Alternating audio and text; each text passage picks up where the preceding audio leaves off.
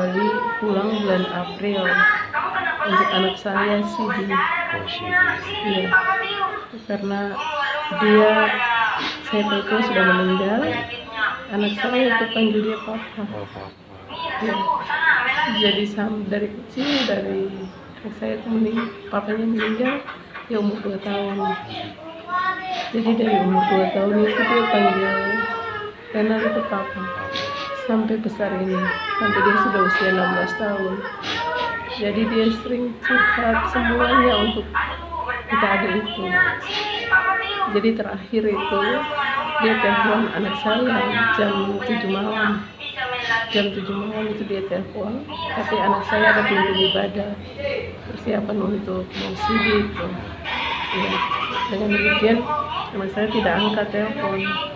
Pulang ibadah baru dia bilang, mama, kalau Papa Ena telepon. Lalu Papa Ena bilang apa? Saya ibu sing angkat. Selesai itu memang tidak ada telepon lagi. Dan kita kontak, nomornya tidak aktif. Sampai dengan saat ini nomornya tidak aktif. Dia itu tiap hari tidak telepon. Pagi, siang, malam pasti ada telepon.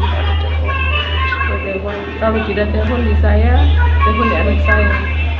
Kalau tidak telepon di anak saya, dia telepon di mama dan papa. Ya. Jadi mama dan papa itu sudah ada punya HP biasa, tapi dia mau juga papa dan mama itu punya HP kamera supaya dia telepon dia papa.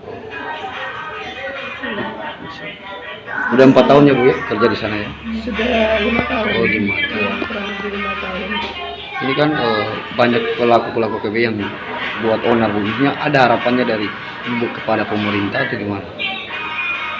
Harapan kepada pemerintah supaya pelaku-pelaku ini memang harus ditangkap secepatnya, hidup atau mati. Iya, pelaku-pelakunya harus ditangkap ya, secepatnya supaya jangan terulang lagi seperti ini.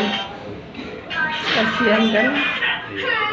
Baru caranya paling sadis. Ya, tidak ada peri kemanusiaan. Saya tadi waktu minta dibuka sebentar, paling kecewa. Kok bisa seperti itu? Saya sudah dipoto, ya sudah. Saya seperti itu.